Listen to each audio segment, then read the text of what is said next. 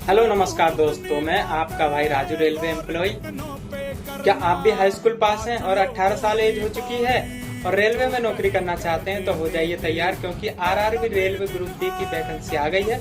22 जनवरी से फॉर्म भरना स्टार्ट हो जाएगा, जो कि 20 फरवरी तक चलेगा, जिसमें कि SC ST EBC की फॉर्म फी रखी गई है 250 रुपये और जनरल OBC की 400 रुपये रखी गई है। तो बिना देरी किए फॉर्म भर दीजिए और तैयारी में अपने धीरे धीरे लग जाइए। बाकी रेलवे की इंफॉर्मेशन के लिए हमें फॉलो कर लीजिए, हम डेली ही वीडियो लाते रहेंगे। धन्यवाद।